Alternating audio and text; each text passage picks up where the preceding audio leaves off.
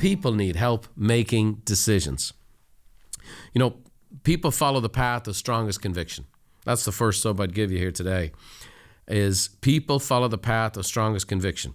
You know, IASM, that acrostic, enthusiasm, IASM. I am sold myself. Are you sold yourself? I know when people get into coaching, it's going to be terrific.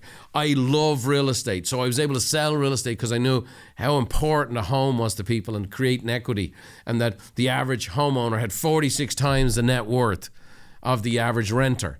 It was that enthusiasm based in fact and truth and story. That's where my conviction came from. So people follow the path of strongest conviction. Louisa May Alcott said, "He who believes is strong, he who doubts is weak. Strong convictions precede great actions."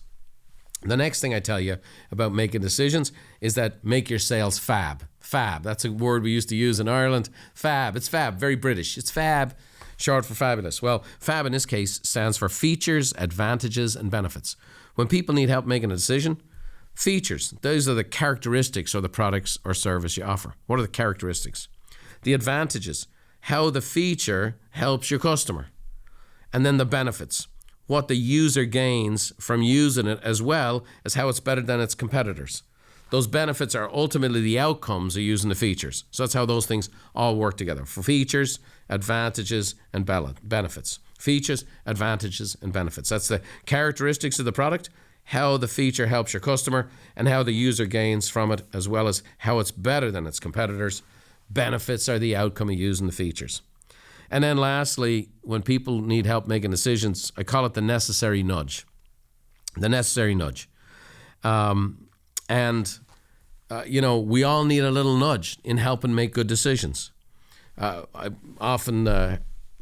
One story my good friend Joe Nego always told was he wanted to do a tandem parachute jump. And so, you know the story, you're going to jump out of a plane, you have an experienced parachute jumper, you're kind of strapped onto the back, you jump out together. And the whole dynamic is you stand in the window, you're there in the front, the tandem jumper's behind you, they tap you on the shoulder, are you ready? You say go. And so Joe is standing there, he's a little scared of heights, the wind is blowing in his face. The professional parachutist taps him on the shoulder, are you ready to go? And Joe shouts, no. And the parachuter throws him out the window with himself. He gives him the push, the necessary nudge. And they go down, they launch the parachutes, they land safely, and Joe finally, when they get to the ground, he had a great experience, but he turned around and he said, I said no. And the pro said, oh, I thought you said go. And Joe looked at him and the guy had a smile and he says, okay, you know what? Sometimes we all need a little push.